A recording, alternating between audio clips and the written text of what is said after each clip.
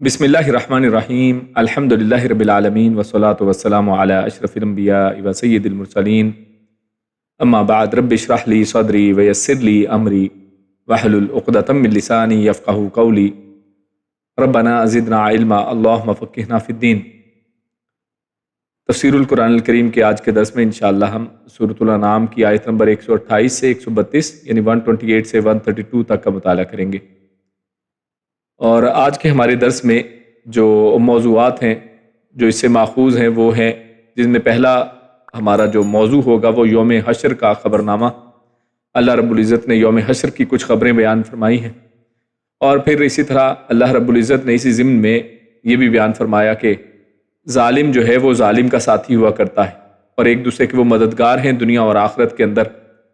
और फिर उसके बाद आगे चल के मौजू हमारे सामने आता है जिसमें जिन और इंसान ये दोनों ही क़यामत वाले दिन आखिरकार अपना एतराफ़ जुर्म कर ही लेंगे। और फिर आखिर में हमारा जो मौजू है वो जो आमाल हैं उनका दर्जात के मामले में उसका ताल्लुक़ जो है वो हम समझेंगे कि आमाल के एतबार से अल्लाह रब्बुल इज़्ज़त ने दराजात रखे हैं। तो अपने मौज़ूआत से हम अपने दर्स का आगाज़ करते हैं। आऊज़ु बिल्लाहि मिनश शैतानिर रजीम। व यौम यहशुरुहुम जमीआ या मअशरल जिन्नि क़द इस्तक्सरतुम मिनल इंस वक़ाल औलियाउहुम मिनल इंसि रब्बना इस्तमतअ बअदुना बिबअदिन वबलगना अजलना अल्लज़ी अज्जलत लना क़ाल अन्नारु मस्वाकुम ख़ालिदीन फ़ीहा इल्ला मा शाअ अल्लाह इन्न रब्बक हकीमुन अलीम वकज़ालिक नुवल्ली बअदुज़्ज़ालिमीन बअदम बिमा कानू यक्सिबून। इन दो आयात में अल्लाह रब्बुल इज़्ज़त फरमाता है जिसका तर्जुमा कुछ यूँ है, वयौम यहशुरुहुम, वयौम और जिस दिन, यहशुरुहुम वो इकट्ठा करेगा, हम उन सब को, जमीअन सब के सब को, या माशरल जिन्नी या यानी ए माशरल जिन्नी जिन्नों के गिरोह, कद इस्तक्सरतुम कद यकीनन इस्तक्सरतुम तुमने बहुत ज्यादा, यानी कसरत का जो लफ्ज हुआ करता है ये वही लफ्ज यहाँ पर है कि तुमने बहुत ज्यादा कर लिया है, गुमराह करना चाहा है, मिनल इंसी इंसानों में से। वकाला और कहेंगे औलियाउहुम उनके दोस्त यानी इन्हीं जिनों के दोस्त, मिनल इंसी इंसानों में से, यानी इंसानों में से जिनों के ये जो दोस्त हैं वो फिर कहेंगे रब्बना ए हमारे रब, इस्तमता बअदुना बिबअद, यानी इस्तमता ये मता का हम लफ्ज उर्दू में भी इस्तेमाल करते हैं, मालो मता कहते हैं हम, ये लफ्ज तो वही है, यानी कि हमने फ़ायदा हासिल किया, बअदुना हमारे बाज ने यानी हमारे चंद ने, बादिन बिबादिन बाज से, वबलगना और हम पहुंच गए, अजलना अपने वक्त को, यानी जिनों और इंसानों में आपस में बाज ने बाज को कुछ फ़ायदा पहुंचाया, हमने एक दूसरे से फ़ायदा हासिल किया और आज हम अपने वक्त को पहुंच गए क्योंकि ये क़यामत का दिन है। अल्लज़ी अज्जलत लना, अल्लज़ी यानी वो दिन जिसकी तरफ इशारा है, अज्जलता मुकर्रर किया था, लना हमारे लिए तूने। क़ाला तो अल्लाह फरमाएगा, अन्नारु आग, मस्वाकुम मस्वा कहते हैं ठिकाने को, जो आग है वही तुम्हारा तुम सब का ठिकाना है, खालिदीना हमेशा रहने वाले हैं, फीहा उसमें, इल्ला सिवाय, मा जो, शाअ अल्लाहु चाहे अल्लाह, इन्न रब्बका बेशक आपका रब, हकीमुन खूब हिकमत वाला है, अलीमुन खूब इल्म वाला है। वकज़ालिक नुवल्ली, वकज़ालिक और इसी तरह, नुवल्ली हम मुसल्लत कर देते हैं या हम दोस्त बना देते हैं या मददगार बना देते हैं। ये वल्ली ये वही जिससे मौला का लफ्ज़ आता है या औलिया का लफ्ज़ आता है, ये वही लफ्ज़ है यहाँ पर, हम मुसल्लत कर देते हैं या दोस्त बना देते हैं, बअदुज़्ज़ालिमीना बाज़ को, ज़ालिमों को, यानी बाज़ ज़ालिमों को, बादन बाज़ पर, बिमा इस वजह से, कानू के वो सब थे, यक्सिबून कमाई किया करते, यानी जो वो किया करते थे उसके पेश नज़र हम बाज़ को बाज़ का दोस्त बना दिया करते हैं ज़ालिमों में से। तो ये दो आयात हमने तिलावत की। तो अल्लाह रब्बुल इज़्ज़त ने यहाँ पर जो शुरू में इरशाद फरमाया, व यौम यहशुरुहुम जमीआ, तो यहाँ पर अल्लाह रब्बुल इज़्ज़त ने क़यामत के दिन का تذکرہ کیا ہے، جسے یوم حشر بھی کہا جاتا ہے، یعنی اکٹھا کرنے کا دن یوم حشر۔ اور اسی دن کے حوالے سے اللہ رب العزت نے یہاں پر بات کی ہے کہ جب اللہ رب العزت قیامت والے دن سب کے سب کو اکٹھا کر دے گا، یعنی اس دن کوئی بچنے والا نہیں ہے، اور جن کو اکٹھا کرے گا خصوصاً جن لوگوں کا حساب ہونا ہے، جن لوگوں کو مکلف بنایا گیا ہے، اور اس میں جنوں کے اور انسانوں کے تمام گروہ شامل ہیں، اس لیے یحشرہم جمیعا، یعنی سب کے سب کو یہاں پر کہہ دیا گیا کہ اللہ رب العزت اس دن سب کو اکٹھا کر لے گا کہ جن کا اصل میں اس دن حساب کتاب ہونا ہے۔ اور پھر اللہ رب العزت فرمائے گا یا معشر الجن، تو جنوں سے مخاطب ہوا جائے گا، اور اللہ رب العزت جنوں کو مخاطب کرے گا۔ اور یہاں پر جنوں کو مخاطب کیا جا رہا ہے، جن کے ساتھ جن کو پکارا جا رہا ہے، جن کو متوجہ کیا جا رہا ہے، یہ کون ہے؟ یہ اصل میں شیطان جن ہیں، کیونکہ احادیث کے مطابق بھی ہمیں بعض شیطانوں کی قسمیں ملتی ہیں۔ قرآن مجید میں بھی بعض مختلف طرح کے جنات جو ہیں ان کا تذکرہ ملتا ہے کہ بعض وہ ہیں کہ جو اللہ کی جو پیغام ہے، قرآن کریم ہے یا اللہ کا کوئی بھی ہدایت کا پیغام ہے، اس کو قبول کرنے والے ہوتے ہیں، جو اس کو ماننے والے ہیں۔ اور اسی طرح بعض جو ہیں شرارتی قسم کے جن ہیں، تو یہاں پر خصوصاً انہی جنوں کی بات کی جا رہی ہے جو شیطان ہیں۔ تو شیاطین جن کی یہاں پر بات کی، اللہ رب العزت فرماتا ہے اے جنوں کے گروہ، یعنی مراد شیطانوں سے ہے، قد استکثرتم من الانس، کہ یقیناً تم نے بہت سے انسانوں کو یا انسانوں میں سے بہت سو کو گمراہ کرنا چاہا ہے یا بہت سو کو گمراہ کر لیا ہے۔ تو اصل میں ان کا بہت سے انسانوں کو جو اپنا بنانا ہے، ان کو گمراہ کرنا ہے، کیونکہ گمراہ کا لفظ تو یہاں پر نہیں ہے، تو اس سے مراد اصل میں یہ لیا گیا ہے کہ اکثر کو تم نے جو اپنے ساتھ ملا لیا ہے، اکثر کو تم نے اپنے ساتھ جو ملا لیا ہے، اپنے گروہ کا حصہ بنا لیا ہے، تو اصل میں کیا ہے؟ وہ گمراہی کے انداز میں ہے کہ تم نے بہت سے انسانوں کو اپنا بنا لیا ہے، یعنی اپنے جیسا شیطان بنا لیا ہے، اپنے راستے پر لگا لیا ہے، جیسا کہ ہم نے پچھلی آیات میں بھی سورۃ الانعام ہی میں ہم نے پڑھا کہ وہاں پر شیاطین، جن اور انسانوں میں سے جو شیاطین ہیں ان کی بات کی گئی۔ تو یہ اصل میں وہی انسان کہ جو اصل میں شیطانوں کا ساتھ دینے والے، ان کے راستے پر لگنے والے، تو اسی کا یہاں پر اظہار کیا جا رہا ہے کہ تم نے بہت سے انسانوں کو اپنے ساتھ ملا لیا ہے، اپنے راستے پر لگا لیا ہے، اپنی ڈگر پر چلا لیا ہے۔ اور آج ہم حقیقتاً بھی دیکھیں معاشرے کا حال، تو آپ دیکھیے کہ اللہ ماشاءاللہ لوگ اپنے آپ کو مسلمان بھی سمجھتے ہیں، کہتے بھی ہیں اور کلمہ بھی یقیناً پڑھتے ہیں، لیکن جو ہم احوال دیکھیں، معاملات دیکھیں، اعمال کی بات کریں، تو اعمال جو ہیں وہ شیاطین سے کچھ مختلف نہیں ہیں، زیادہ تر معاملہ جو ہے بڑا ہی پیچیدہ ہو چکا ہے۔ تو خیر اسی کا یہاں پر اظہار کیا جا رہا ہے۔ تو اللہ رب العزت فرماتا ہے ربنا، وہ پھر آگے جب یہ بات اللہ رب العزت جنوں سے فرمائے گا، تو ان کے اب جو دوست ہیں، یعنی جو اصل میں جنوں کے راستے پر لگ گئے ہیں، جو اصل میں جنوں کے ولی ہیں، جنوں کے دوست ہیں، تو وہ آگے سے انسانوں میں سے وہ بولیں گے کہ ربنا استمتع بعضنا ببعض وبلغنا اجلنا الذی اجلت لنا، کہ ہم میں ایک نے دوسرے سے فائدہ اٹھایا ہے، یعنی ہم جو ایک دوسرے کے راستے پر چلے ہیں، تو اس راستے پر چلنے کا وجہ یہاں پر بتائی جا رہی ہے، اس کے فوائد یہاں پر وہ گنوا رہے ہیں کہ جناب ہم میں ایک نے دوسرے سے کچھ نہ کچھ فائدہ اٹھایا ہے۔ اور یہاں پر ہم دیکھیں تو جنوں کا انسانوں سے فائدہ اٹھانا یہ ہے کہ انہوں نے ان کو گمراہی کی دعوت دی، جیسے کہ پیچھے آیت کے پچھلے حصے میں ہمارے سامنے آیا کہ ان کو جب گمراہی کی دعوت دی اور انہوں نے اس کو قبول کر لیا انسانوں میں سے ان لوگوں نے، اور وہ کس انداز میں قبول کیا کہ ان کی تعظیم و تکریم کی، مصیبتوں کے وقت ان کو پکارنا شروع کر دیا۔ اور ہم یہ پچھلی آیات میں بھی اسی حوالے سے یہ چیزیں ان کے باہمی تعلق کے بارے میں پڑھ آئے ہیں کہ کس طرح بعض اوقات یہ مکہ کے جو مشرکین تھے ان لوگوں میں بھی یہ بات عام تھی کہ جب وہ کسی جگہ سے گزرنے لگتے اور ان کو معلوم ہوتا کہ یہاں پر جنات ہیں، تو وہ ان لوگوں کی پناہ لیا کرتے تھے اس جگہ سے گزرنے کے لیے، تاکہ ہم ان کی پناہ میں آ جائیں۔ اور آپ جانتے ہیں کہ ایک مسلمان جو ہے وہ کس سے پناہ لیتا ہے؟ ہم پڑھتے ہیں اعوذ باللہ من الشیطان الرجیم، ہم اللہ کی پناہ لیتے ہیں۔ جبکہ ایک جو شخص دین کے صحیح راستے سے ہٹا ہوا شخص ہے اور جو شرک کے راستے پر چلنے والا شخص ہے، وہ اللہ کو چھوڑ کر جنات کی اور ایسے لوگوں کی پناہ لیتا ہے۔ تو یہ ہے اصل میں انسانوں کا جنوں سے فائدہ اٹھانا۔ اور اسی طرح جن جو ہے وہ فائدہ کس طرح اٹھاتے ہیں کہ ان کو اپنے راستے پر چلا کر کہ لوگ اب ہمیں پکارتے ہیں، ہمیں بڑا بنا رہے ہیں، اور جن اس طرح سے اپنے آپ میں بڑے بن جاتے ہیں، ان کی تعظیم اور تکریم ہوتی ہے تو اس پر وہ خوش ہوتے ہیں۔ تو یہ اصل میں جنوں کا فائدہ ہے۔ اور انسانوں کے جنوں سے فائدہ اٹھانے سے مراد ان سے آسمان کے فرشتوں سے سنی خبریں لینا، جیسے کہ قرآن مجید میں اللہ رب العزت نے اس بات کو واضح کیا ہے کہ یہ جنات جو ہیں یہ ایک دوسرے کے اوپر چڑھ کر آسمان پر جو اب باتیں اللہ رب العزت ارشاد فرماتے ہیں فرشتوں کے ساتھ جو بات کرتے ہیں، تو اللہ رب العزت جتنا حصہ چاہتے ہیں اس کو اللہ رب العزت جب اس کی اجازت دیتے ہیں تو یہ جن اس کو سن لیتے ہیں، اس چھوٹی سی بات کو اچکتے ہیں، اور پھر اللہ رب العزت ان کے پیچھے جو ہے شہاب ثاقب کو لگا دیتے ہیں، اور یہ وہاں سے بھاگ کر یہ اپنے جو ساتھی انسان ہیں ان کو یہ خبریں آ کر بتاتے ہیں، اور اسی کی بنا پر یہ جو شخص ہے دنیا کے اندر بیٹھا ہوا جو خود سے اس بات کا دعویٰ کرتا ہے کہ مجھے غیب کا علم ہے، حالانکہ ایسی کوئی بات نہیں ہے، قرآن مجید میں اس کے خلاف بے شمار دلائل موجود ہیں،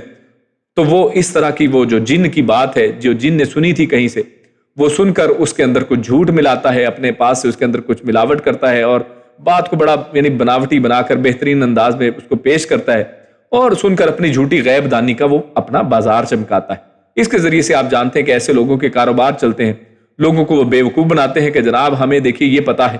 اور ان کو تھوڑی بہت چیز کا پتہ چل جاتا ہے کہیں نہ کہیں سے، جنات کے ذریعے سے، کہ جنات جو ہیں آپ جانتے ہیں کہ ہم ان کو دیکھ نہیں سکتے ہیں، جبکہ وہ ہمیں ایسی جگہ سے دیکھتے ہیں کہ جہاں ہم انہیں دیکھ نہیں پاتے، لہٰذا اور اسی وجہ سے آپ بے شمار حدیث کے اندر دیکھتے ہیں کہ آپ اللہ کے نبی صلی اللہ علیہ وسلم نے بہت سی جگہوں پر ان کے حوالے سے بتایا ہے کہ آپ جب واش روم کے اندر داخل ہوں، حمام کے اندر کوئی شخص داخل ہو، تو اس وقت اس کی دعا مانگے، کیونکہ اس کے اندر خبوثی والخبائث، خبیث جن ہیں اور جننیاں موجود ہوتی ہیں، تو ان سے بچنے کی اللہ کے پیارے رسول نے ہمیں دعا سکھائی ہے۔ اسی طرح انسان جب گھر سے باہر نکلتا ہے، جب وہ دعا پڑھتا ہے بسم اللہ توکلت علی اللہ، تو وہ ان جنات اور شیاطین سے انسان محفوظ ہو جاتا ہے۔ اس سے پتہ چلتا ہے کہ بازاروں میں بھی شیاطین پھرتے رہتے ہیں۔ اس طرح انسان جب گھر میں داخل ہوتا ہے تو شیطان اس کے ساتھ بھی، اگر وہ شخص السلام نہیں لیتا ہے، گھر میں داخل نہیں ہوتا ہے پراپر طریقے سے، تو جنات اس کے ساتھ گھر میں بھی داخل ہوتے ہیں، اس کے کھانے میں بھی شریک ہوتے ہیں، اس کی اولاد میں بھی شریک ہوتے ہیں، اور اس گھر میں اپنی رات گزارتے ہیں۔ تو لہٰذا اس سے ہمیں پتہ چلتا ہے کہ کس طرح سے یہ جنات ہم سے اور انسان ان جنات سے فائدہ اٹھاتے ہیں، اور وہ ایسی ایسی جگہوں پر موجود ہیں کہ جس سے وہ ہمیں دیکھ پاتے ہیں، اور ہمارے احوال کو اپنے یہ جو دوست انسان ہیں ان کو جا کر بتاتے ہیں، جس میں وہ جھوٹ اور غیب اور اپنا وہ شامل کرتے ہیں، اور بتاتے یہ ہیں کہ ہمیں غیب کا علم ہے، جبکہ یہ غیب کا علم نہیں بلکہ یہ تو ٹول لگانا ہے کہ اس جن نے جا کر وہاں پر اس چیز کو دیکھا ہے، اور یہ تو ایک قسم کا ویسے ہی کہہ لیں کہ جیسے اسپائز ہوتے ہیں تو اس طرح کا کام ہے، اس میں غیب والی کوئی بات نہیں ہے، اور یہ لوگ جادو ٹونے میں ان سے مدد وغیرہ لیتے ہیں، اور اسی طرح یہ لوگوں کو گمراہ کرتے ہیں۔ تو اس انداز میں یہ دونوں ہی شیطانی کاموں کے اندر، گمراہ کرنے والے کاموں کے اندر ایک دوسرے کی مدد لیتے ہیں۔ تو اس حوالے سے یہاں پر اسی بات کا ذکر کیا جا رہا ہے، لیکن وہاں پر یہ لوگ آج مان جائیں گے، اور وہ فرمائیں گے، وہ کہیں گے وہ لوگ انسان وَبَلَغْنَا أَجَلَنَا الَّذِي أَجَّلْتَ لَنَا، لیکن جو بھی ہو آج ہم اس مقام کو پہنچ گئے ہیں کہ جو اللہ رب العزت نے ہمارے لیے جس وقت کو مقرر کیا تھا، تو آج وہ وقت آ گیا ہے، آج وہ قیامت کی گھڑی آ گئی ہے، یعنی آج وہ اس قیامت کی گھڑی کا جہاں پر زمین پر انکار کرتے تھے اس دن مان لیں گے، اس کو جان لیں گے۔ اور فرمایا قال النار مثواکم، پھر اللہ فرمائے گا، پھر اللہ کی طرف سے فرمان کیا جاری ہوگا کہ النار مثواکم خالدین فیہا، کہ آج یہ جو آگ ہے، جہنم ہے، یہ جہنم کے ناموں میں سے ایک نام النار ہے، اور جہنم اصل میں نار آگ ہی کی بنی ہے۔ خیر اس کے اندر جہنم کے اندر اور بھی طرح کی سزائیں ہیں، ٹھنڈک کی بھی سزا ہے اور مختلف سزائیں ہیں، تو یہاں پر نار کی بات کی گئی ہے۔ اللہ فرمائے گا کہ آگ ہے مثواکم، تمہارا ٹھکانہ، یعنی اب تم نے یہیں پر ہمیشہ رہنا۔ جیسے پہلے ایک مقررہ مدت تھی اور اس مدت کے بعد تم دنیا کو چھوڑ کر آج اس حشر میں آ گئے ہو، اب آگے کچھ ایسا نہیں ہے، آگے بلکہ ایک ٹھکانے کی بات کی جا رہی ہے کہ اب تم آگ میں ایک دفعہ آ گئے تو اب یہاں سے اب نکلنے والے نہیں ہو۔ تو آگے فرمایا اسی لیے خالدین فیہا، تم اس میں ہمیشہ رہنے والے ہو، یعنی اب یہاں سے تمہارا نکلنا نہیں ہے، تم نے اس میں اس آگ ہی میں ہمیشہ رہنا ہے۔ اور آگے اللہ فرماتے ہیں الا ما شاء اللہ، مگر جو اللہ چاہے، سوائے اس کے جو اللہ چاہے۔ اب یہاں پر یہ جو لفظ ہیں اصل میں تو اس کا معنی کیا ہے، یعنی یہاں پر اس جملے کے اعتبار سے، اس جگہ کے اعتبار سے، اور قرآن کریم کا جو مطالعہ انسان کرتا ہے تو پورے قرآن مجید سے جو بات آپ کو سمجھ میں آتی ہے، اور جو قرآن سنت کی نصوص کے اعتبار سے ہمارے سامنے جو بات واضح ہوتی ہے، اس میں صاف یہ بات واضح ہو جاتی ہے کہ اصل میں اللہ رب العزت یہ فیصلہ پہلے سے کر چکے ہیں، اور اللہ رب العزت نے یہ جو دوزخ ہے یہ ہمیشگی کے لیے بنائی ہے، اور یہ اصل میں اللہ ہی نے چاہا ہے کہ یہ لوگ ہمیشہ جہنم کے اندر رہیں، تو یہ اصل میں ہمیشہ اس کا معنی ہے۔ لیکن بعض اوقات اس لفظ سے، یعنی جو لوگ صرف گرامر سے، جو لوگ صرف ترجمے سے قرآن مجید کو پڑھنا چاہتے ہیں، اور بہت سے آج لوگ ایسے ہیں، غامدی صاحب جیسے اور بہت سے ایسے لوگ ہیں جو صرف قرآن فہمی قرآن مجید کے ذریعے سے کرنا چاہتے ہیں اور حدیث کا انکار کرتے ہیں، تو ایسے لوگ جو ہیں یہاں پر ایسی چیزوں سے گمراہیاں پھیلاتے بھی ہیں اور خود بھی گمراہ ہوتے ہیں، اور بہت سے لوگ تو یہاں پر یہ وہی بات ہے، دیکھیے الا ماشاء اللہ سے ایک شبہ جو ہے وہ پیدا یہاں پر ہو سکتا ہے ایسے لوگوں کو کہ سوائے اللہ چاہے، یعنی جو اللہ چاہے، کہ اس کا مطلب یہ ہوا کہ جہنم آخر ختم ہو جائے گی. یعنی بعض ایسے عقل پرست جو ہیں وہ اس نتیجے پر پہنچتے ہیں کہ اس میں ہمیشہ نہیں رہنا ہے، الا ماشاء اللہ، یعنی جب تک اللہ چاہے گا اس وقت تک رہیں گے اور پھر اس کے بعد اللہ رب العزت ان کو بھی جہنم سے نکال لیں گے. تو اس کے جواب میں شاہ عبد القادر رحمہ اللہ وہ فرماتے ہیں کہ جو فرمایا کہ آگ میں رہا کریں گے مگر جو چاہے اللہ، تو یہ اس لیے کہ اگر دوزخ کا عذاب دائمی ہے یعنی ہمیشہ کا ہے تو اسی کے چاہنے سے ہے. یعنی اللہ رب العزت نے جو دوزخ کے عذاب کو خالدین کہہ کر ہمیشگی والا بنایا ہے تو اصل میں یہ اس کی چاہت ہی ہے، اللہ نے خود اس کو ایسا بنایا ہے. تو اس انداز میں اللہ نے اصل میں یہاں پر الا ماشاء اللہ کہا ہے، تو اسی کے چاہنے سے وہ چاہے تو موقوف کرے مگر وہ چاہ چکا ہے. یعنی وہ چاہتا تو اس کو ہمیشہ والا نہ بناتا، لیکن اللہ نے ایسا ہی چاہا ہے. تو یہاں پر اس کا معنی یہ لیا جائے گا کہ اللہ نے اس کو ایسا ہی چاہا ہے. اور قرآن کریم کے اندر دیگر مقامات پر بھی ہم دیکھیں تو یہاں پر تو خالدین فیہا یہاں پر آیا ہے، بعض دوسری جگہوں پر اللہ رب العزت نے جہنم خالدین فیہا ابدا، تو وہاں پر ابدا کی بھی ساتھ ایک اضافت، وہاں پہ ایک اور اضافہ بھی آتا ہے کہ وہاں پر خالدینہ بھی ہے اور آبادہ بھی ہے. خالدینہ یعنی ہمیشہ رہنے والے ہیں، اور آبادہ ہمیشہ، یعنی یہ بھی ابد کے لیے ہے، ہمیشگی کے لیے ہے. یعنی دو دفعہ ہمیشہ ہمیش کہہ کر، جس کو ہم اردو ترجمہ اس طرح کرتے ہیں کہ وہ جہنم میں ہمیشہ ہمیش رہیں گے، وہ ہمیشہ ہمیش وہاں پر رہنے والے ہیں. تو اس انداز سے ہمیں پتہ چلتا ہے کہ جہنم میں جو رہنا ہے وہ ہمیشہ کے لیے ہے. اور اسی بات کو تفسیر ابن کثیر میں امام ابن کثیر نے بھی واضح کیا ہے کہ معلوم ہوا کہ کوئی کسی کے لیے جنت دوزخ کا فیصلہ نہیں کر سکتا. وہ کہتے ہیں اس سے یہ بھی ایک چیز پتہ چلتی ہے، کیا کہ کوئی شخص جو ہے کسی شخص کے لیے یہ نہیں کہہ سکتا کہ تم جنتی ہو یا تم جہنمی ہو، یا جہنم میں بھیجنے کا کوئی شخص آپ کو ڈرا نہیں سکتا ہے. جیسا کہ آج کے بہت سے لوگ یہ ڈراتے ہیں کہ جناب فلاں پیر صاحب کی اگر مریدی کرو گے تو پھر تم بچ جاؤ گے ورنہ تم جہنمی ہو، یا اگر تم فلاں کام کرنے والے ہو تو پھر تم جہنمی ہو. تو اس اعتبار سے بھی یہاں پر یہ چیز واضح ہوتی ہے کہ یہ جہنم کے فیصلے کرنے کس کا ہے؟ الا ماشاء اللہ، جسے اللہ چاہے. یہ اللہ رب العزت کی چاہت کے اوپر ہے، یعنی کسی کو کوئی شخص جو ہے جہنم میں نہیں بھیج سکتا ہے اور نہ ہی اس کا فیصلہ صادر کر سکتا ہے. یہ سب مشیت الہی پر موقوف ہے، یہ اللہ رب العزت ہی کی مشیت ہے، اللہ رب العزت ہی کی چاہت ہے کہ جس کو چاہے اس کے اعتبار سے اس کو جہنم میں بھیجے، اور جہنم ہمیشگی کا ایک ٹھکانہ ہے. اور اس طرح اللہ رب العزت آگے کیا فرماتا ہے؟ ان ربک حکیم علیم، اور یہ سب اللہ رب العزت کی حکمت کی وجہ سے اور اللہ رب العزت کے علم کی وجہ سے. اللہ بہتر جانتا ہے کہ کس کو کتنا، یعنی یہ جہنم کا عذاب جو ہمیشگی والا بنایا تو کیوں بنایا ہے. اللہ کے پاس اس کی حکمت ہے، اللہ کے پاس اس کا علم ہے، اور یہ اس کی حکمت سے خالی نہیں ہے. وَكَذَلِكَ نُوَلِّي بَعْضَ الظَّالِمِينَ بَعْضًا. اگلی آیت میں اللہ رب العزت کیا فرماتا ہے کہ اسی طرح ہم مسلط کر دیتے ہیں بعض ظالموں کے بعض کے اوپر. تو یہاں پر جنات اور بعض انسانوں کی طرح اللہ رب العزت نے جیسے اوپر پچھلی آیت میں کیا فرمایا کہ جن اور انسان دیکھیے کس طرح سے ایک دوسرے کو گمراہ کرتے ہیں، ایک دوسرے کا ساتھ بنا لیتے ہیں، ایک دوسرے کو اپنے گروہ میں شامل کر لیتے ہیں. تو اسی انداز میں جیسے جنات آپس میں یہ کرتے ہیں اور جن اور انسان آپس میں ایک دوسرے کا ساتھ لیتے ہیں، اس طرح بعض انسانوں کی طرح ہم یہاں پر زمین کے اندر ظالم جو ہیں، ظالموں کو بھی، ظالم کا، فاسق کا، یا جو ظلم کرنے والا ہے، اور ظلم سے مراد شرک بھی ہے اور دیگر ظلم بھی ہیں. یعنی یہاں پر دونوں ہی آپ دونوں معنی اس میں لے لیں کہ ہم ظالم اور فاسق و فاجر انسانوں کو بھی ان کے اعمال کے سبب ایک دوسرے کا دوست بنا دیتے ہیں.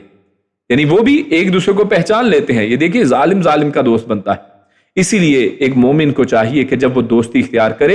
اسی لیے ولا اور برا کے اوپر کتابیں لکھی گئی ہیں کہ جب انسان دوستی کرے تو ایک مومن کی دوستی کس سے ہونی چاہیے؟ ایک مومن سے ہونی چاہیے، ایک مسلمان سے ہونی چاہیے. اور اسی اعتبار سے انسان جب دشمنی کرے تو انسان دشمنی جو ہے مومنوں سے نہ کرے، مومنوں کی طرف رحیم ہو، کریم ہو، اس کے لیے اس کے جو ہے جناح جو ہیں، اس کے جو کندھے ہیں جھکے ہوئے ہوں، ان کے لیے وہ نرم خو ہو،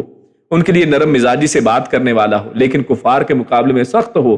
جیسا کہ اللہ رب العزت نے صحابہ کرام کی اور رسول اللہ صلی اللہ علیہ وسلم کے ساتھیوں کی یہ بات کی ہے. تو لہٰذا جو ظالم ہے وہی ظالم کا دوست بنتا ہے. اس لیے ہمیں اپنی کمپنی کو بھی دیکھنا چاہیے کہ انسان کیسی کمپنی اختیار کرتا ہے، آپ کے دوست کون ہیں. اور یہ بھی ہے کہ انسان اپنے دوستوں سے پہچانا جاتا ہے. جب کوئی شخص ظالم ہے تو اس کے آپ ارد گرد لوگوں کو دیکھیں گے کہ ویسے ہی لوگ ہوں گے. کوئی نیک شخص ہے تو اس کے ارد گرد نیک ہی شخص لہٰذا ہونے چاہیے. ایسا نہ ہو کہ انسان ظالموں کو دوست بنائے تو اس کی وجہ سے اس کی بھی پہچان اسی طرح ظالموں کے اندر سے ہو. اور انسان جو ہے اپنے دوستوں سے پہچانا جاتا ہے. قیامت والے دن انسان انہی میں کھڑا ہوگا، انہی کی جماعت میں ہوگا کہ جن کو دنیا میں پسند کرتا تھا، جن کے ساتھ دنیا میں رہا کرتا تھا. اور قیامت والے دن بہت سے لوگ اسی انداز میں بچ جائیں گے دوزخ سے، جہنم سے اور اللہ کے عذابوں سے، کہ جن کے دوست اگر نیک لوگ تھے، اور اگر ان انسانوں سے ہمارے جیسے جو لوگ ہیں ان سے جو کمیاں کوتاہیاں گناہ ہوئے ہیں، تو بعض جو نیک لوگ ہیں وہ قیامت والے دن اس دن پوچھیں گے کہ آج مجھے وہ فلاں میرا دوست نظر نہیں آتا ہے، ہماری محفلوں میں بیٹھتا تھا، اور اس کی کمیاں کوتاہیاں ہوں گی، کسی وجہ سے وہ جہنم کے اندر چلا گیا ہے، تو اللہ رب العزت ان لوگوں کی سفارش سے اس شخص کو وہاں سے نکال دیں گے۔ تو یہ فائدہ ہے نیکوں کی صحبت کا، اور اسی انداز میں ظالموں کی صحبت ہے۔ تو اللہ رب العزت قیامت والے دن فرما رہے ہیں کہ اس دن کیا ہے، یعنی یہاں پر یہ دونوں ہی لیکن معنی ہیں، یہ اس قیامت والے دن کے اعتبار سے نہیں ہے، بلکہ اس کے دونوں ہی معنی لیے گئے ہیں۔ یعنی ایک معنی اس دنیا کے اعتبار سے ہے کہ دنیا کے اندر آپ دیکھیں تو ظالم ظالم کا دوست نظر آئے گا، ظالم ظالم کا رفیق نظر آئے گا، وہ آپ کو ایک ہی جیسی کمپنی میں ملیں گے۔ کیوں؟ کیونکہ ان کے کسب ایک جیسے ہیں، کیونکہ ان کی کمائیاں ایک جیسی ہیں، ان کے اعمال ایک جیسے ہیں۔ اعمال کی وجہ سے خود بخود ریفرنسز کریٹ ہوتے ہیں۔ آپ جانتے ہیں آپ کہ ایک دوسرے کو انسان پہچان میں آتا ہے۔ آپ سب اگر کوئی آپ میں سے انجینئر ہے تو آپ سب جانتے ہیں کہ آپ کے سارے حلقہ احباب میں انجینئرز ہو جائیں گے، کیونکہ آپ کا کام ہی یہ ہے، آپ کے لوگ ہی، آپ کے حلقہ احباب ہی وہی بنیں گے۔ اس طرح اگر آپ دیندار لوگ ہیں تو آپ کے حلقے کے اندر دیندار لوگ ہوں گے۔ اگر آپ برے شخص ہیں، سگریٹ پینے والے ہیں، شراب نوشی کرنے والے ہیں، تو آپ کو دیگر شراب نوش مل جائیں گے اور آپ کے ایک باقاعدہ حلقے بن جائیں گے۔ تو یہ وہی چیز ہے اس دنیا کے اعتبار سے۔ اور ایک ترجمہ یہ بھی ہو سکتا ہے کہ ہم آخرت میں ظالموں کو ایک دوسرے کا ساتھی بنا دیں گے۔ یعنی جہاں جیسے دنیا کے اندر لوگ ظالم ایک دوسرے کے ساتھی ہیں، تو قیامت والے دن بھی ان کا نتیجہ اور ساتھ ان کو ملنے والا ہے۔ جیسے گناہوں میں ایک دوسرے کے مددگار تھے، اسی طرح آخرت کا عذاب بھگتنے میں بھی وہ ایک دوسرے کے شریک حال ہوں گے۔ وہاں پر ظالم آپ کو ایک جیسے وہاں پر مل جائیں گے، اس طرح نیک لوگ آپ کو ایک جگہ پر مل جائیں گے۔ تو یہ اعتبار دنیا اور آخرت دونوں کے اعتبار سے ہے۔ اور بعض نے اصل میں جو نولی کا لفظ ہے، تو نولی کا معنی یہ بھی کیا ہے جیسے حاکمیت کے اعتبار سے، حاکم ہونے کے اعتبار سے، کیونکہ ولی حاکم کے لیے بھی لفظ بولا جاتا ہے کہ ہم ظالموں میں سے بعض کو بعض پر حاکم بنا دیتے ہیں، یعنی بعض ظالموں کے اوپر حاکم بن جاتے ہیں۔ تو یہ بھی معنی بعض نے کیا ہے، لیکن اگر ہم آیات کا سیاق و سباب دیکھیں تو جیسے پچھلی آیت میں ہم نے اوپر کی آیت میں دیکھا اولیاءہم من الانس، تو یہاں پر ان کی یہ جو حاکم کا معنی ہے یہ یہاں پر مناسب معلوم نہیں ہوتا ہے، یہ محل نظر ہے۔ تو علماء نے اسی طرح لکھا کہ یہ یہاں پر مناسب نہیں ہے، تو یہاں پر جو مناسب معنی ہیں وہ اسی طرح دوست اور ان کی مددگار کے اعتبار سے جو معنی ہے یہی کیا جائے گا۔ اس کے بعد ہم اگلے موضوع کی طرف چلتے ہیں، جس میں اللہ رب العزت نے یہی، کیونکہ حشر کا موضوع چل رہا ہے تو جن و انس کا وہاں پر اعتراف جرم، حالانکہ ہم پچھلی آیات میں پڑھ آئے ہیں، بہت سی پچھلے جو ہم دروس میں ہم نے پڑھا کہ اسی سورۃ الانعام ہی کے اندر یہ موضوعات آئے کہ جن اور انسان جو ہیں وہ وہاں پر اپنے اعمال سے مکر جائیں گے، وہاں پر اپنے اعمال کو مانیں گے نہیں کہ ہم یہ ایسے کیا کرتے تھے، بلکہ ایک دوسرے کے اوپر الزامات ڈالیں گے۔ لیکن یہاں پر اس آیت کے اندر اللہ رب العزت نے ان کا اعتراف ذکر کیا ہے۔ اللہ فرماتا ہے، ہم پڑھتے ہیں، یا معشر الجن والانس الم یاتکم رسل منکم یقصون علیکم آیاتی وینذرونکم لقاء یومکم ھذا قالوا شهدنا على انفسنا وغرتهم الحياة الدنيا وشهدوا على انفسهم انهم كانوا كافرين ذلك ان لم يكن ربك مهلك القرى بظلم واهلها غافلون وَلِكُلِّ دَرَجَاتٌ مِّمَّا عَمِلُوا وَمَا رَبُّكَ بِغَافِلٍ عَمَّا يَعْمَلُونَ۔ یہ ہم نے 3 آیات تلاوت کی ہیں۔ تو پہلی آیت میں جس کا معنی کچھ یوں ہے، یا معشر الجن، یا معشر الجن، وہی سیم لفظ جیسے پچھلی آیت میں آیا، یعنی اے گروہ جن والانسی، اور انسان، وہاں پر صرف جنوں کو پکارا گیا اور اس کے جواب میں پھر آگے انسانوں کی بھی بات چلی تھی، لیکن یہاں پر دونوں کو بلایا جا رہا ہے، دونوں کو ندا دی جا رہی ہے، اور یا جو ہے حرف ندا ہے، یا معشرہ، اے گروہ، الجن والانسی، جنوں اور انسانوں کے گروہ، الم یاتکم، یہاں پر ایک سوالیہ انداز میں، ایک حیرانگی کے انداز میں ایک سوال کیا جا رہا ہے، الم کیا نہیں، جیسے یہی دیکھیں لفظ الم تر کیف فعل ربک باصحاب الفیل، وہاں پہ بھی آتا ہے، تو یہ سوال کے لیے ہے، لم نہیں، الم کیا نہیں، یاتکم، آئے تمہارے پاس، آئے تم سب کے پاس، کم یہ جمع کا صیغہ ہے، رسول، اور یہ بھی رسول کی جمع ہے، رسول کی جمع رسول، کیا تم سب کے پاس رسول نہیں آئے، منکم، تم ہی میں سے، یقصون، وہ سب بیان کرتے تھے، اور یہ یقصون، یہ قصہ کہانی جیسے ہم لفظ بولتے ہیں، تو یہ وہی ہے، یقصون، وہ سب بیان کرتے تھے، علیکم، تم پر،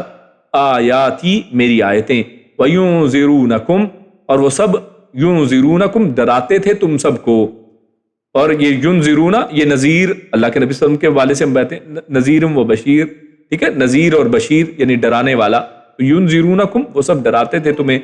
لقاء یہ ملاقات سے ہے، اردو میں بھی لفظ ہم استعمال کرتے ہیں ملاقات، تو یہ وہی لفظ ہے لقاء ملاقات. یومکم تمہارا دن، ھذا یہ یعنی اس دن کے حوالے سے کہ ان لوگوں نے ان رسولوں نے تمہیں اللہ رب العزت کے جو ہے وہ یقصون علیکم آیاتی میری آیتیں بیان کی، اور ان لوگوں نے وَيُنذِرُونَكُمْ لِقَاءَ يَوْمِكُمْ هَذَا اور اس دن سے بھی یہ سب رسول جو ہیں وہ ڈراتے رہے. قالوا تو وہ جواب میں کیا کہیں گے؟ وہ سب کہیں گے، قالون سب نے کہا یا وہ سب کہیں گے شہیدنا ہم گواہی دیتے ہیں. اب غور کریں یہاں پر قالو یہ ماضی کا صیغہ ہے، یہ فعل ماضی ہے، لیکن کہیں گے کیا معنی ہم کر رہے ہیں؟ تو اصل میں یہ اتنی ایبسولوٹ اور اتنی یقینی بات ہے کہ قرآن مجید میں اس انداز میں اللہ رب العزت نے بہت سی جگہوں پر اسی انداز اختیار کیا ہے کہ مستقبل کی بات کو ماضی کے صیغوں کے ساتھ ذکر کیا ہے. مطلب یہ کہ اتنی یہ ایبسولوٹ اتنی یقینی یہ بات ہے کہ یہ ہو کر رہنے والا ہے کہ وہ سب کیا کہیں گے؟ شہیدنا کہ ہم گواہی دیتے ہیں، علی انفسنا اپنے اوپر یعنی ہم اپنے خلاف گواہی دیتے ہیں. وغرتہم الحیات الدنیا اور کیوں کہ غرتہم وہ گواہی کیا دے رہے ہیں کہ دھوکہ دیا ہم انہیں الحیات الدنیا دنیاوی زندگی نے، اس دنیاوی زندگی نے انہیں دھوکہ دیا، وہ اس کے چکر میں اصل میں آ گئے. وشہدوا اور وہ سب گواہی دیں گے علی انفسہم اپنے نفسوں کے خلاف، انہم کہ بے شک ہم وہ سب تھے، کانو وہ تھے کافرین کفر کرنے والے، یعنی وہ اپنے خلاف آج گواہی دیں گے اور اس بات کو مان لیں گے کہ ہم کفر کرنے والے تھے، اپنے خلاف یہ گواہیاں دیں گے. ذالک یہ اس لیے ان کے لم نہیں یکن ہے ربو کا آپ کا رب، یعنی یہ سب کیوں ہے، یہ جو سب بیان کیا گیا یہ کیوں ہوگا، اور یہ ان کی گواہیاں آخر کار اللہ رب العزت دلوا کر چھوڑے گا، اور وہ ان کی گواہیاں جب آ جائیں گی، وہ جب مان جائیں گے تو پھر اللہ رب العزت فرماتا ہے ذالک الم یعنی یہ اس لیے کہ نہیں یکن ہے رب کا آپ کا رب مہلک القریٰ مہلک ہلاک کرنے والا. مہلک یہ ہلاک کا ہی دیکھیں لفظ ہے، اردو میں بلکہ مہلک کا لفظ بھی بولا جاتا ہے کہ بہت ہلاک کر دینے والی کوئی چیز ہو تو کہتے ہیں یہ مہلک ہے، مہلک مرض کا لفظ استعمال کیا جاتا ہے. تو مہلک القریٰ، قریٰ یہ قریہ کی جمع ہے، تو قریٰ بستیاں، یعنی آپ کا رب نہیں ہے ہلاک کرنے والا بستیوں کو، بظلم کسی بھی طرح کے ظلم سے، یعنی آپ کا رب ظلم کے اوپر یعنی عدل کے ساتھ اگر وہ کسی بستی کو ہلاک بھی کرتا ہے تو عدل کے اوپر ظلم نہیں کرتا ہے. وَأَهْلُهَا اور اس وقت ہلاک کرتا ہے کہ اس کے باشندے وَأَهْلُهَا اس حال میں کہ اس کے اہل جو ہیں اس میں رہنے والے غافلون سب بے خبر ہوں. اللہ رب العزت ایسے ہلاک نہیں کرتا غافلوں کو، بلکہ پہلے ان کو غفلت سے جگایا جاتا ہے. وَلِكُلِّ دَرَجَاتٌ وَلِكُلِّ اور ہر ایک کے لیے درجات درجے ہیں، مما اس وجہ سے جو عملو ان سب نے کیے، تو ان کے کیے کی وجہ سے ہر ایک کے درجے ہیں ان کے اعمال کے مطابق. وما ربک اور نہیں ہے رب آپ کا بغافل بے خبر عما اس سے جو یہ ان اور ما کو جوڑا گیا ہے اور ایک لفظ ہے عما اس سے جو یعملون وہ سب کر رہے ہیں، یعنی وہ سب جو کر رہے ہیں آپ کا رب اس سے غافل نہیں ہے، لہٰذا آپ بے فکر نہ ہوئیے. تو ہم نے 3 آیات تلاوت کی اور ان کا ترجمہ آپ کے سامنے پیش کیا، جس میں شروع میں اللہ رب العزت فرماتا ہے یا معاشر الجن والانس الم یاتکم رسل منکم یقصون علیکم آیاتی وینذرونکم لقاء یومکم ھذا. تو یہاں پر ایک بات تو یہاں پر یہ جو اہم نظر آتی ہے، پہلے تو کیونکہ ایک بات تو بڑی کلیئر ہے، اللہ رب العزت پکار رہے ہیں جنوں اور انسانوں سب کو اس دن، کیونکہ سب کو جمع کیا گیا ہے جیسے پچھلی آیات میں آیا، اور اب یہاں پر ان کو جمع کر کے اس کے بعد ان کو بلایا جا رہا ہے، ان کے ساتھ اب بات ہو رہی ہے اور ان سے ایک سوال کیا جا رہا ہے، ایسا سوال کہ جس کا سوال وہ کا جواب نہیں دے سکتے ہیں، اور جس کے جواب میں وہ ماننے پر مجبور ہو گئے ہیں کہ ہاں ہم آج گواہی دیتے ہیں اپنے ہی خلاف. تو ان سے یہ سوال کیا کہ کیا تمہارے پاس رسول نہیں آئے تھے؟ کیا اللہ نے پیغام نہیں بھیجے تھے؟ پیغام لا کر تم تک پہنچانے والے نہیں آئے تھے؟ رسول کس کو کہتے ہیں اصل میں؟ ارسلہ، یہ دیکھیں ہم اردو میں بھی لفظ استعمال کرتے ہیں ارسال کرنا، جیسے خط آپ ارسال کرتے ہیں بھیجتے ہیں کہیں پر، تو اسی سے لفظ ہے رسول، یعنی جو بھیجا گیا ہو، یعنی اللہ کی طرف سے کوئی پیغام لے کر جو آتا ہے اس ہستی کو رسول کہا جاتا ہے. اللہ رب العزت اپنے رسولوں کو چنتے ہیں اور ان کے ذریعے سے اپنا پیغام جو ہے جبریل امین کے ذریعے سے ان تک پہنچاتے ہیں، اور وہ نبی جو ہے وہ رسول اپنی امت تک اس پیغام کو پہنچاتا ہے۔ تو کیا تم تک وہ پیغام لے کر کوئی نہیں آیا؟ کیا تم تک کوئی رسول نہیں آیا؟ اور جتنے بھی رسول آئے ہیں فرمایا یقصون علیکم آیاتی، کہ وہ میری آیتیں تم تک بیان کرتے۔ اور یقیناً اللہ رب العزت نے بے شمار رسول بھیجے ہیں، جیسے بعض احادیث کے اندر 1,24,000 کا تذکرہ ملتا ہے، یا کم و بیش 1 لاکھ سے زیادہ جو ہے پیغمبر اللہ نے بھیجے ہیں۔ اور ان میں دیکھیے سب کو اللہ رب العزت نے یقیناً کتابیں نہیں دی ہیں، لیکن ہر ایک کے پاس یا کوئی صحیفہ ہے، یا اللہ رب العزت نے اس رسول ہی کو جو پیغام دے کر بھیجا ہے، اس رسول نے اپنی حدیثوں کے ذریعے سے، اپنے اقوال کے ذریعے سے اللہ رب العزت کے اس عذابوں سے، اللہ رب العزت کے اس دن سے ڈرایا ہے، اور پچھلی قوموں کے قصے بیان کیے ہیں اور آخرت کے قصے بیان کیے ہیں کہ آخرت میں کیا کیا ہونے والا ہے۔ اور یہ دیکھیے اس سے ہمیں یہ بھی پتہ چلتا ہے کہ اللہ رب العزت نے سب کے لیے آیاتی کا لفظ استعمال کیا ہے، کہ وہ تم پر انہوں نے میری آیتیں بیان نہیں کی ہیں، یعنی رسول جو ہے جو بیان کرتا ہے وہ اللہ رب العزت ہی کی طرف سے ہوا کرتا ہے۔ اس لیے آپ کسی نبی کے، اس رسول کے جو پیغام کو رد نہیں کر سکتے یہ کہہ کر کہ یہ ظنی ہے، یہ صرف ظن ہے، یہ صرف گمان ہے، اور اس کے اندر اتھینٹسٹی ہے، اتھارٹی نہیں ہے۔ اللہ رب العزت نے اپنے رسولوں کو اتھارٹی کے ساتھ بھیجا ہے، اور اللہ کے رسول جو ہیں وہی کہا کرتے تھے جو اللہ رب العزت بیان کرتا تھا، لہٰذا وہ صرف یقصون، وہ بیان کرنے والے تھے۔ بتانے والا کون تھا؟ اللہ رب العزت۔ تو ان رسولوں نے جو پیغام آیا اس کو من وعن، اس کو ویسے ہی بیان کیا ہے۔ وَيُنذِرُونَكُمْ لِقَاءَ يَوْمِكُمْ هَذَا، اور وہ ڈراتے بھی تھے آج کے دن سے، اس قیامت والے دن کے اعتبار سے ڈرایا بھی کرتے تھے۔ تو ایک تو بات یہ ہمارے سامنے آ گئی جو بڑی کلیئر ہے، اور دوسری یہاں پر ایک پھر کنفیوژن ایک آتی ہے۔ یہاں پر بات کی گئی یا معاشر الجن والانس، کیونکہ جنوں انسانوں کو مخاطب کر کے کہا جا رہا ہے، اور فرمایا تم میں رسل منکم، تم ہی میں سے رسول بھیجے۔ تو اس سے ایک غلط فہمی اگر پیدا ہوتی ہے تو وہ اس کا بھی یہاں اللہ رب العزت نے قرآن کریم کے اندر جب ہم آیات کا مطالعہ کریں تو ہمارے سامنے واضح ہو جاتا ہے۔ تو وہ یہ کہ یہ جو رسول اللہ رب العزت نے بھیجے ہیں یہ جنوں اور انسانوں دونوں کی طرف تو بھیجے ہیں، لیکن بھیجے صرف انسانوں میں ہیں، یعنی وہ رسول ہمیشہ انسان ہی ہوا کرتے تھے، یعنی کوئی بھی رسول اللہ رب العزت نے جنوں میں نہیں بھیجا ہے۔ تو لہٰذا کیونکہ اللہ رب العزت نے جتنی بھی مخلوقات پیدا کی ہیں جو خصوصاً ذی شعور مخلوقات ہیں، جیسے فرشتے ہیں، انسان ہیں، جنات ہیں، ان سب میں اللہ رب العزت نے جو افضل مخلوق پیدا کی ہے وہ انسان ہے، اس لیے اللہ رب العزت نے اس کے لیے رسول کے طور پر انسانوں کو چنا ہے۔ تو سورہ یوسف میں بھی اللہ رب العزت نے اس کی صراحت اس طرح فرمائی ہے، اللہ فرماتا ہے وَمَا أَرْسَلْنَا مِن قَبْلِكَ إِلَّا رِجَالًا نُوحِي إِلَيْهِم مِّنْ أَهْلِ الْقُرَىٰ، کہ آپ صلی اللہ علیہ وسلم سے پہلے بھی اللہ رب العزت نے جتنے بھی نبی بھیجے ہیں جن کی طرف اللہ نے وحی کی تھی وہ سب رجالن، وہ اس میں یہاں پر بلکہ دو باتیں واضح ہوتی ہیں۔ ایک تو وہ کہ وہ انسانوں میں سے تھے اور مرد تھے، یعنی نہ وہ عورتوں میں سے تھے اور نہ ہی وہ کوئی جنات یا کوئی اور مخلوق میں سے تھے، بلکہ اللہ رب العزت نے تمام انبیاء ایک تو انسانوں میں پیدا کیے اور وہ سب مرد تھے، اور کوئی عورت نبی بھی اللہ نے پیدا نہیں کی۔ اور اسی طرح اللہ رب العزت نے سورہ فرقان میں بھی اس بات کو ایک دوسرے انداز سے واضح کیا، فرمایا وَمَا أَرْسَلْنَا قَبْلَكَ مِنَ الْمُرْسَلِينَ إِلَّا إِنَّهُمْ لَيَأْكُلُونَ الطَّعَامَ وَيَمْشُونَ فِي الْأَسْوَاقِ، کہ اللہ رب العزت نے یہاں پر ان کی دو صفات بیان کی ہیں کہ وہ مرسلین جتنے بھی اللہ نے رسول بھیجے ہیں وہ کیا کرتے تھے؟ وہ کھانا کھاتے تھے اور وہ اسواق میں یعنی بازاروں میں وہ چلتے پھرتے تھے، یعنی وہ جنات کی طرح نہیں کہ جو آپ کو نظر ہی نہیں آتے ہیں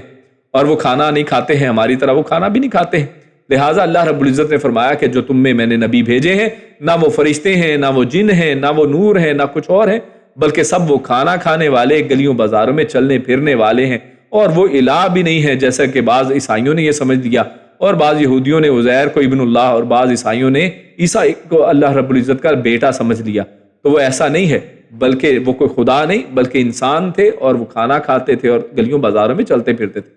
تو جنوں کا نبی ہونا ثابت نہیں ہے، البتہ ان میں سے ہاں یہ بات ضرور ہے کہ اللہ نے رسل منکم، تم میں منذرین ضرور بھیجے ہیں، یعنی رسل ان سے مراد یہاں پر اگر کوئی شخص منذر لے لے کہ جو ڈرانے والا ہے، یعنی علماء اللہ رب العزت نے بنائے اور اولیاء ہیں کہ جو اللہ کا پیغام، اللہ کے نبیوں کی جو باتیں ہیں وہ آگے قوم تک پہنچاتے ہیں، جیسا کہ اللہ کے نبی صلی اللہ علیہ وسلم نے بھی جو اپنا میسج تھا وہ اپنے صحابہ کرام کو پہنچایا، اور پھر یہ بھی فرمایا کہ اللہ کے نبی صلی اللہ علیہ وسلم نے فرمایا کہ تم آج جو موجود ہیں وہ آئندہ لوگوں کو بتائیں، جو غائب ہیں ان کو آج جو شاہد ہیں وہ غائب لوگوں تک یہ پیغام پہنچائیں۔ تو لہٰذا یہ جو منذر ہیں یہ ضرور گزرے ہیں، یعنی اپنی قوم کو خبردار کرنے والے۔ تو یہ جنوں میں سے بھی ہیں اور انسانوں میں سے بھی ہیں، یہ دونوں میں ہی ہیں۔ تو جو انسانوں کی طرف آنے والے رسولوں پر ایمان لائے، یہ جنات بھی کن پر ایمان لائے؟ انسانوں کے رسولوں کے اوپر، اور ایمان لا کر اپنی قوم کو وہ پیغام بھی پہنچاتے رہے۔ اور اس کا آپ تذکرہ پڑھ سکتے ہیں سورہ احقاف میں، سورہ جن وغیرہ کے اندر آپ کو یہ تذکرہ مل جاتا ہے۔ بلکہ سورہ احقاف سے معلوم ہوتا ہے کہ وہ جن پہلے موسیٰ علیہ السلام پر ایمان رکھتے تھے، اور پھر انہوں نے رسول اللہ صلی اللہ علیہ وسلم کی زبانی جب قرآن کریم کو سنا ہے، اس کے پیغام کو سیکھا ہے، تو پھر انہوں نے اس کے اوپر ایمان لایا ہے، اس کا اقرار کیا ہے۔ تو اس سے پتہ چلتا ہے کہ وہ پچھلے انبیاء کے اوپر بھی ایمان لانے والے تھے۔ اور اسی انداز میں آپ یہ بھی جانتے ہیں سلیمان علیہ السلام کے حوالے سے ان کا بھی تذکرہ قرآن مجید میں آتا ہے کہ جہاں پر بھی یہ ہمیں پتہ چلتا ہے کہ سلیمان علیہ السلام کی ٹیم کے اندر ان کے جو صحابہ تھے، ان کے جو ساتھی تھے، ان کے اندر جنات بھی تھے، اور اچھے اور برے دونوں ہی طرح کے ان کے پاس جنات موجود تھے۔ اور اللہ رب العزت نے یہ ان کے لیے خاص کیا تھا کہ جنات ان کا کہا مانتے تھے، انہم کانوا کافرین۔ اور یہاں پر آخر میں اللہ رب العزت فرمایا قالوا شہدنا علی انفسنا، کہ اس دن وہ گواہی خود اپنے آپ کے اوپر دیں گے، کہ آج ہم گواہی دیتے ہیں کہ ہم دھوکے میں، ہمیں دنیا کی زندگی نے دھوکے میں ڈال دیا۔ اور وہ اپنے خلاف گواہیاں کیا دیں گے؟ جو اہم گواہی ہے کہ انہم کانوا کافرین، کہ وہ سب کفر کرنے والے تھے، وہ سب انکار کرنے والے تھے، انہوں نے واقعی اللہ رب العزت کے پیغام کو نہیں مانا، حالانکہ نذیر آئے ان کے اوپر، انہوں نے پرانی قوموں کے حالات بتائے، آئندہ کے حالات اور قیامت کے واقعات سے متنبع کیا، لیکن وہ لوگ مانے نہیں ہیں۔ اور شاہ عبد القادر رحمہ اللہ لکھتے ہیں کہ اس صورت میں، یعنی جو ہم پہلے پڑھ چکے ہیں سورہ الانعام ہی کی آیت نمبر 23 اور 27 سے 30 تک، اس میں ہم پڑھ چکے ہیں کہ اول کافر اپنے کفر کا انکار کریں گے، یعنی وہاں پر ہم نے پڑھا کہ کفار نے وہاں پر انکار کیا ہے، لیکن وہ فرماتے ہیں کہ اصل میں دونوں ہی باتیں ایک دوسرے سے ٹکرا نہیں رہی ہیں۔ کوئی یہ سمجھے کہ جناب وہاں پر تو وہ انکار کر رہے ہیں اور یہاں پر اقرار کر رہے ہیں، تو یہ آیتیں ایک دوسرے سے متصادم ہیں، نہیں، ایسی بات نہیں ہے، بلکہ دونوں کو جمع کیا جائے گا، اور دونوں کو جمع کر کے جو ہمارے سامنے سمجھ آتی ہے وہ یہ کہ پہل یہ سارے کافر جو ہے اپنے جرائم سے انکار کریں گے، ان کو مانیں گے نہیں، یعنی وہ کوشش کریں گے، وہاں پر بھی یہی سمجھیں گے کہ شاید ہم یہاں پر بھی دھوکہ دے سکتے ہیں، لیکن اللہ رب العزت جب کھول کر سب کچھ رکھ دے گا، جہاں پر اللہ رب العزت سورۃ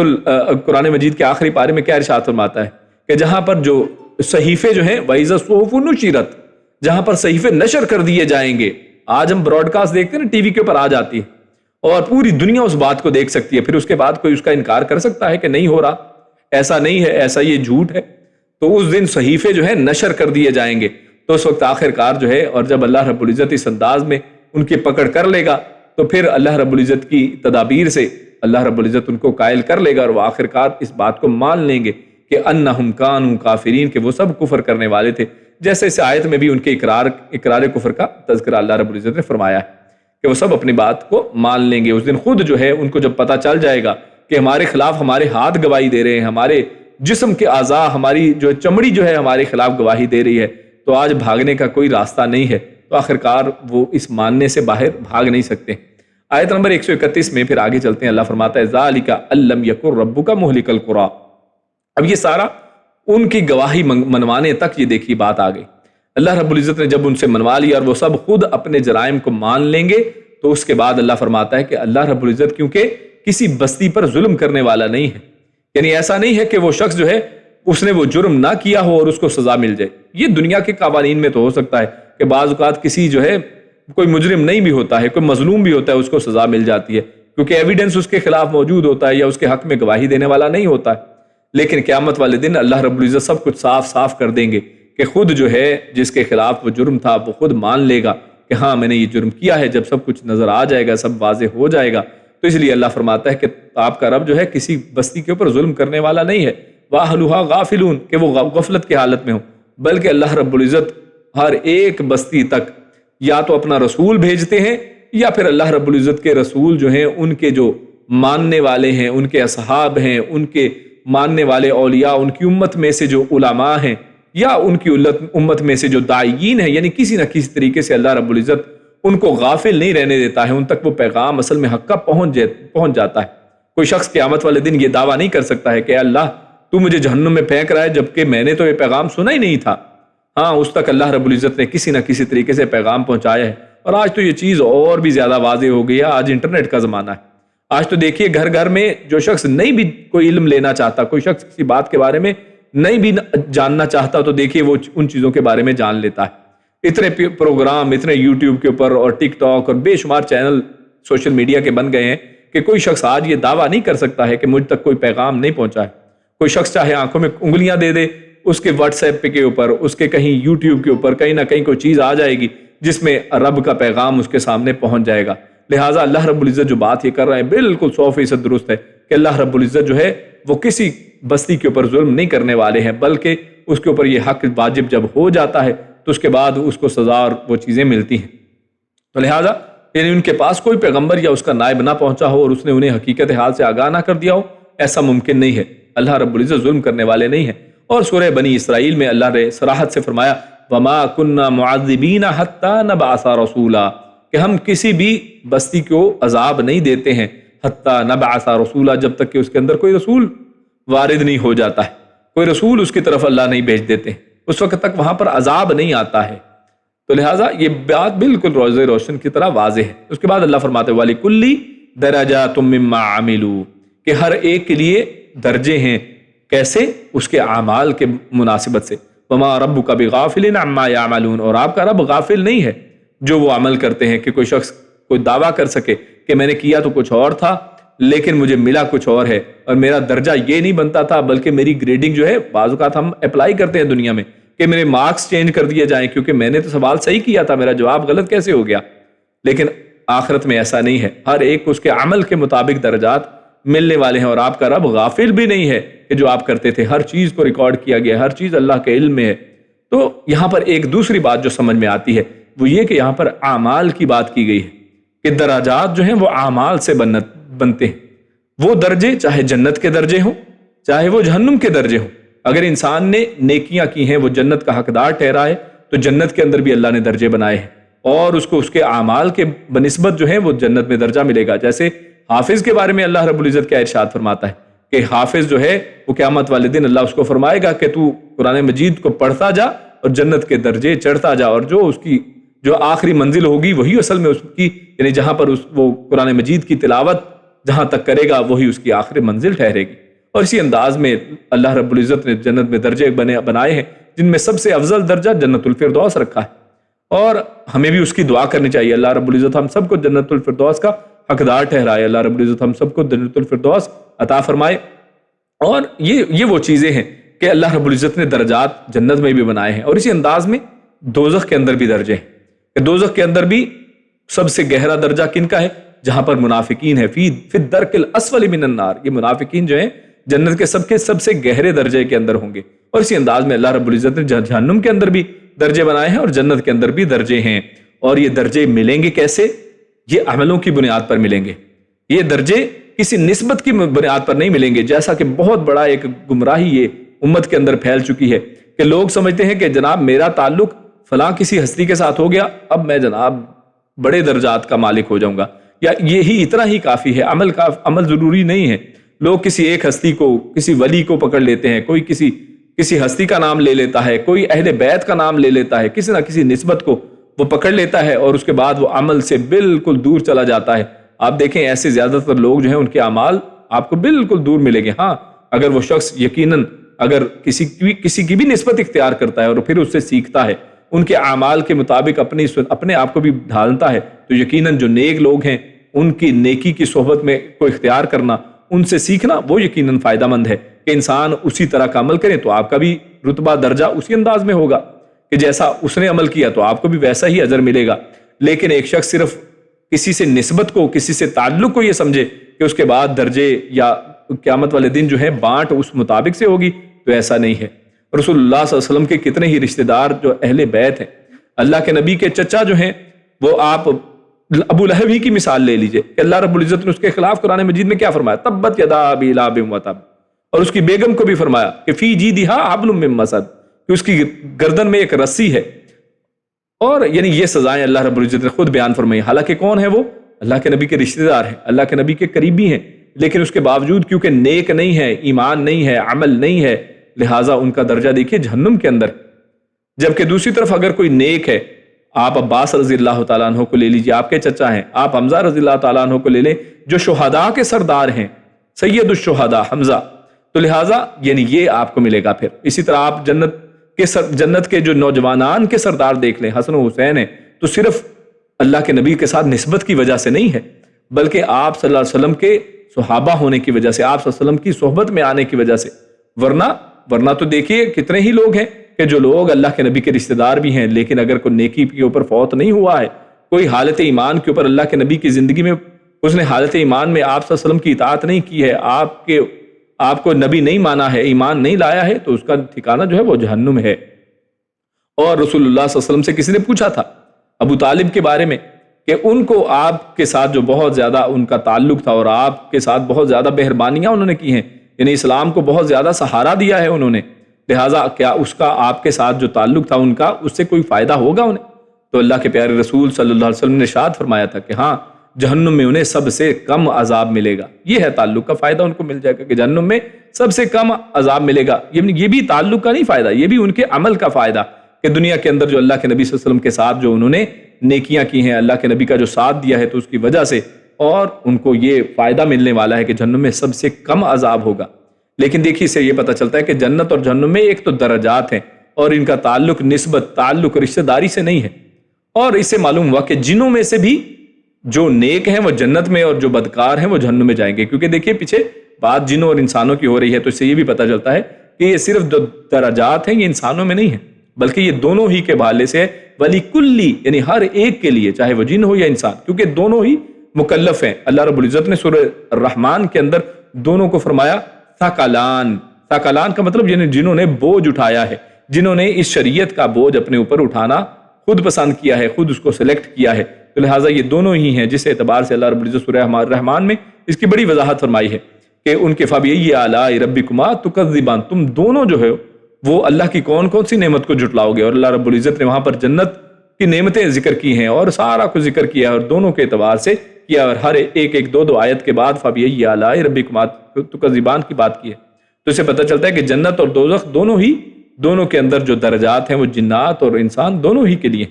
جو جن نیک ہوں گے وہ جنت میں وہ بھی اپنا حصہ پائیں گے، اور جو بدکار ہوں گے وہ جہنم میں اپنے درجے میں جائیں گے۔ اور اس کی تفصیل جو ہے سورہ الرحمن کو آپ پڑھیں تو اس کو مزید سمجھنے میں آسانی ہوگی۔ اسی پر ہم آج اپنی بات کو ختم کرتے ہیں۔ اللہ رب العزت سے دعا ہے کہ ہم نے جو پڑھا سنا اس پر عمل کرنے کی توفیق عطا فرمائے۔ اللہ رب العزت ہم سب کو نیک لوگوں میں شامل فرمائے۔ اللہ رب العزت ہم سب کو نیک عمل اور اچھی سمجھ کی توفیق عطا فرمائے۔ سبحان ربک رب العزت عما یصفون وسلام علی المرسلین والحمد للہ رب العالمین۔ جزاکم اللہ خیر وبارک اللہ فیکم۔ السلام علیکم ورحمۃ اللہ وبرکاتہ۔ جی اب ہمارا کوئز ٹائم ہے، تو کوئز میں دیکھتے ہیں ہمارے سامنے سوال کیا ہیں۔ پہلے میں سوال آپ کے سامنے پڑھ دیتا ہوں۔ سب سے پہلا سوال ہمارا ہے قد استکثرتم من الانس۔ یہ آیت ہم نے پڑھی کہ یہاں پر جنوں کا انسانوں کو اپنا بنا لینے کا کیا مفہوم ہے، یعنی جنہوں نے جو اپنا بنا لیا تو اس سے کیا اصل میں مراد تھی۔ اسی طرح خالدین فیہا الا ما شاء اللہ، تو یہاں پر جہنم کے متعلق جو اللہ نے فرمایا الا ما شاء اللہ، تو اس سے اصل میں کیا مراد ہے یہ بھی ہم نے واضح کیا ہے، تو یہ بھی آپ دیکھیے۔ اور اس کے بعد لم یکن ربک مہلک القری بظلم، یعنی یہاں ظلم نہ کرنے سے کیا مراد ہے کہ اللہ رب العزت کسی بھی بستی پر ظلم نہیں کرتا، تو اس سے کیا مطلب ہے۔ اور اس طرح وَلِكُلٍّ دَرَجَاتٌ مِّمَّا عَمِلُوا، کہ اخروی درجات کس بنیاد پر ہوں گے، آخرت میں انسانوں کے جو درجات ہیں وہ اس کی بنیاد اللہ نے کیا بیان فرمائی۔